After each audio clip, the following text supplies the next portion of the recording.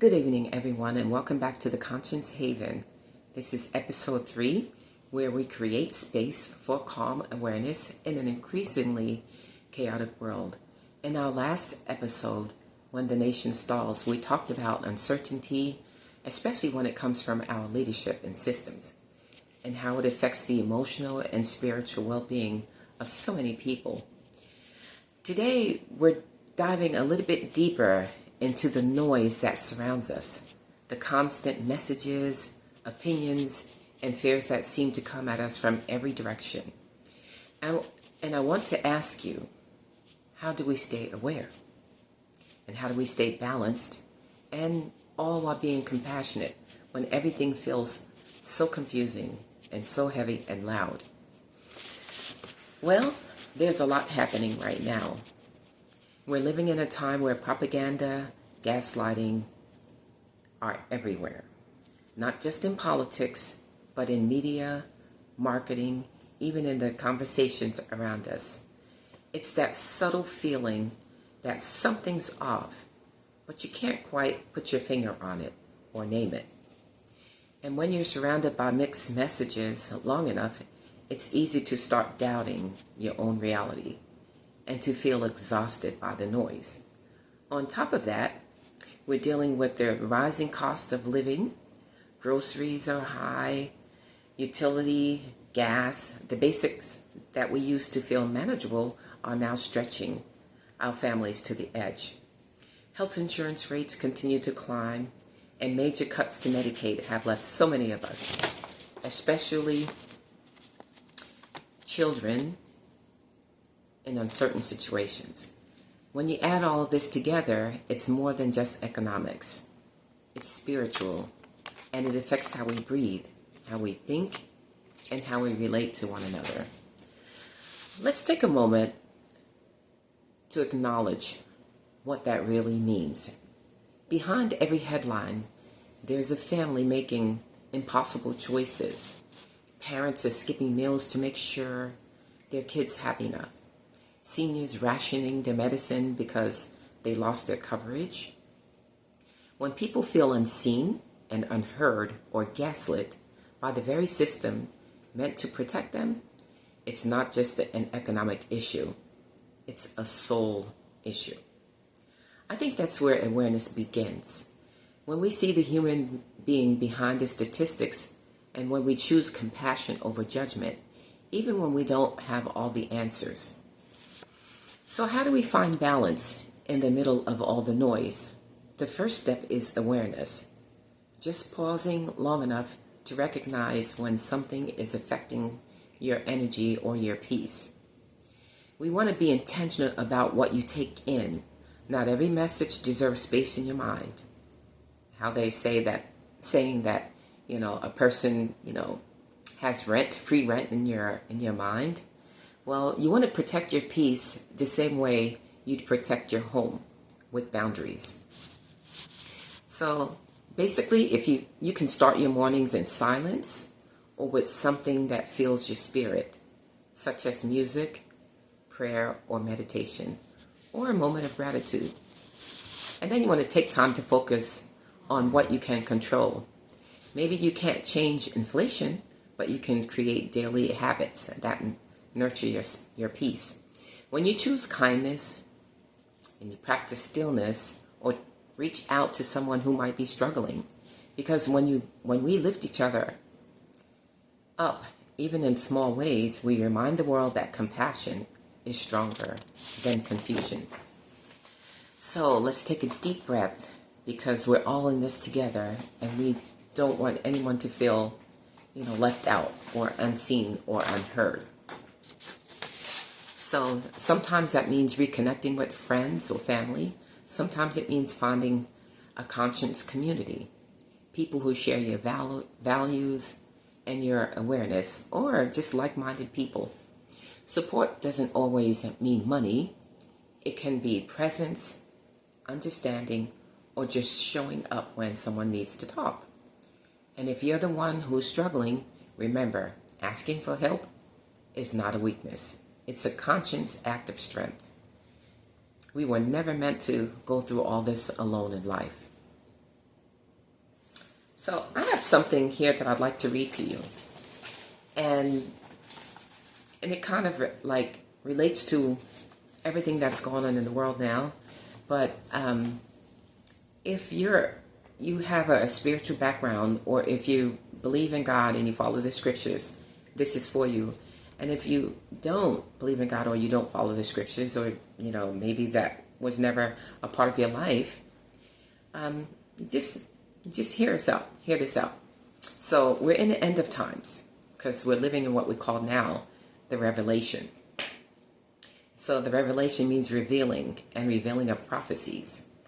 A lot of churches don't teach about the end of times, or they do, but in a small way, not in a way that people can really understand what's going on. A lot of people fear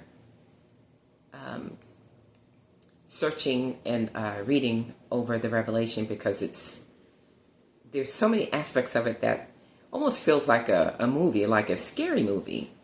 And I can understand that, because when I first started searching the scriptures and reading and learning, because I wanted to understand more of Revelation, what it was about, it was really scary to me, because everything I took literal. And it's not meant to be taken literal, because most of Revelation is symbolic. So I'd like to read something to you here. And it's about false religion. The world empire of false religion, embracing all religions whose teachings and practices do not conform to the true worship of God, the only true God. Following the flood of Noah's day, false religion had its beginning at Babel, which today is later known as Babylon, which is in Iraq.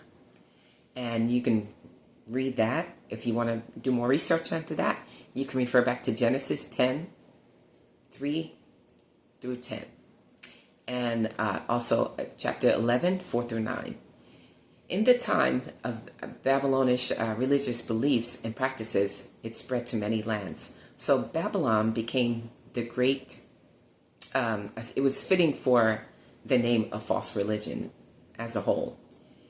And now, after Alexander the Great's death, it became an uninhabited area, and it was never the same. But at the time, now small communities continue to live in that area.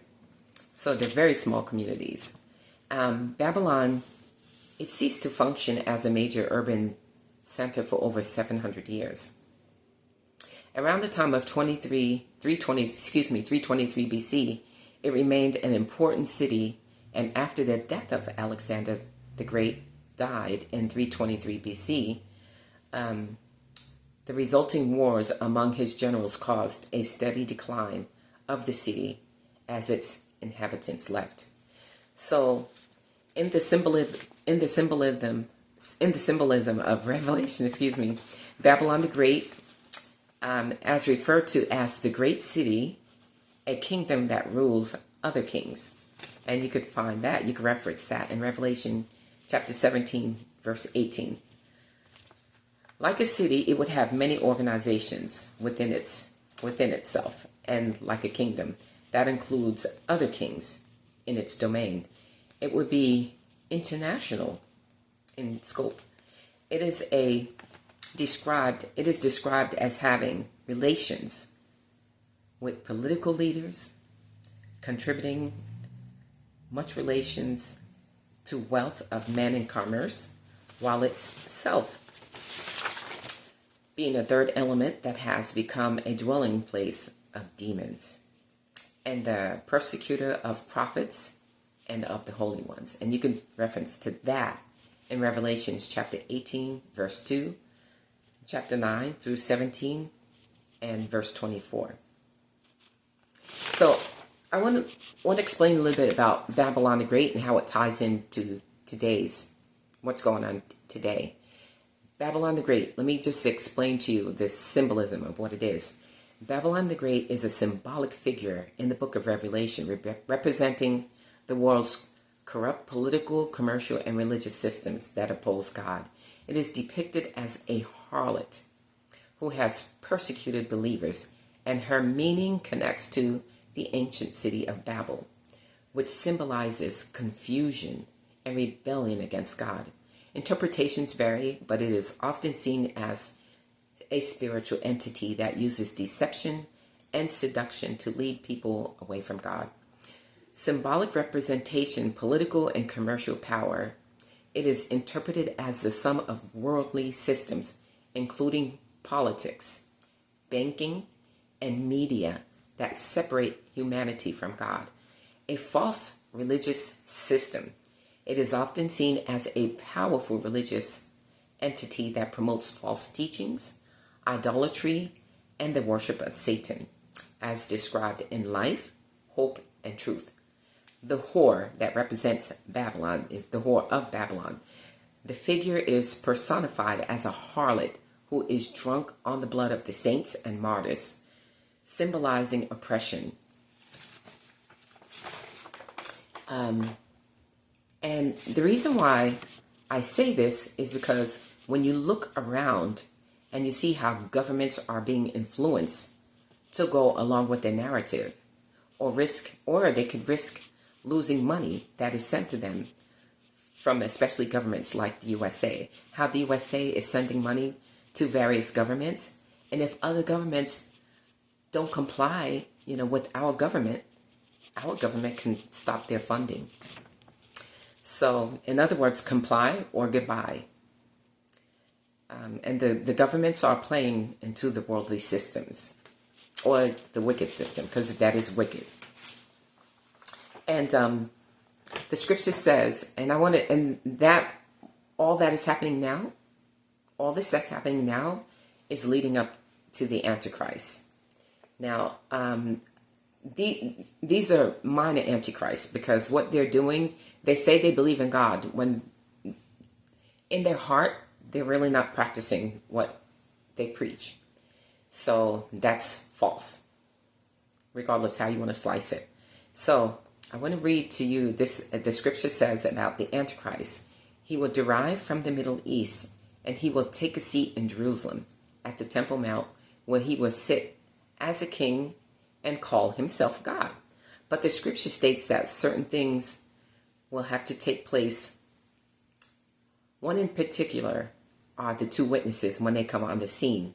They will have power to spew fire from their mouths to defeat their enemies and plague the earth. And they will prophesy for 1,260 days before the beast, which is interpreted as the Antichrist, that will kill them in Jerusalem. And after they're killed, they will be lying in the streets dead for 3.5 days. And after that, they will be resurrected, and they will ascend into heaven. That will cause great fear. It would be very spooky. According to the book of Revelation, chapter 11, verse 3.